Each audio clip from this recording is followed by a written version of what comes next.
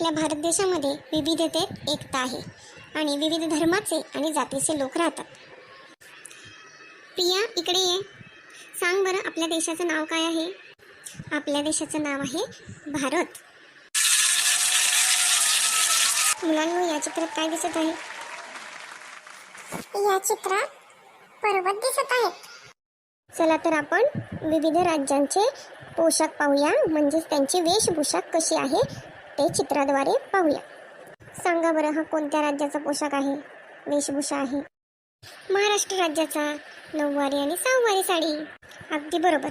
तर आता चला, दुसरं हे चित्र आहे, त्या चित्रामध्ये हा कोणत्या राज्याची वेशभूषा आहे ते सांगा बरं. ही वेशभूषा राजस्थानची आहे. अगदी बरोबर. आता या चित्रातली वेशभूषा सांगा, कोणत्या राज्याची आहे? ही वेशभूषा जम्मू काश्मीरची आहे. अगदी बरोबर. म्हणजे तुमच्या लक्षात आलंच असेल, वेगवेगळ्या राज्याच्या वेगवेगळ्या वेशभूषा आहेत. जशा वेशभूषा वेगवेगळ्या आहेत तशा भाषा सुद्धा वेगवेगळ्या आहेत. तर महाराष्ट्र राज्याची भाषा कोणती आहे सांगा भाऊ? महाराष्ट्र राज्याची मराठी ही भाषा आहे. बरोबर आहे. महाराष्ट्र राज्याची मराठी ही भाषा आहे. राजस्थानची राजस्थानी भाषा, गुजरातची गुजराती आणि पंजाबची पंजाबी भाषा. म्हणजे वेगवेगळ्या राज्याच्या ह्या वेगवेगळ्या भाषा आहेत. आलं सगळ्यांच्या लक्षामध्ये? बरं, या चित्रात काय दिसत आहे सांगा बरं? या चित्रात सैनिक दिसत आहे. बरोबर आहे. हे सैनिक आपल्या देशाचं रक्षण करतात, आपल्या सर्वांचं रक्षण करतात. आज या सैनिकांमुळेच आपण घरामध्ये शांतपणे झोपू शकतो. त्याचप्रमाणे पोटाला पोटभर कोणामुळे खाऊ शकतो? तर आपल्या शेतकऱ्यामुळे, हो की नाही? शेतकरी आहेत म्हणून आपण पोटभर खाऊ शकतो. शेतकरी धान्य पिकवतात, शेतात राबतात, म्हणून आपल्या सगळ्यांना अन्नधान्य मिळत आहे आणि आपण पोटभर जेवत आहोत.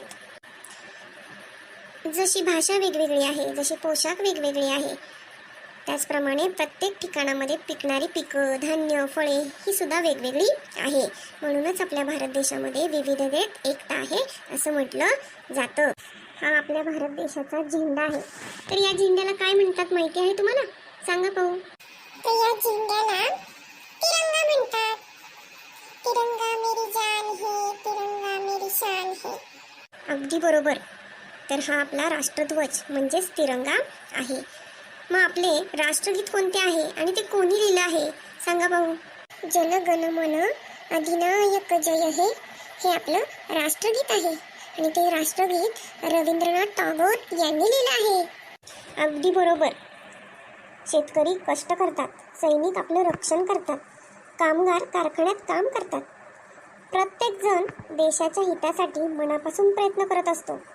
म्हणूनच प्रत्येकाला वाटतं भारत हा माझा देश आहे आणि मी भारतीय आहे याचा मला अभिमान आहे.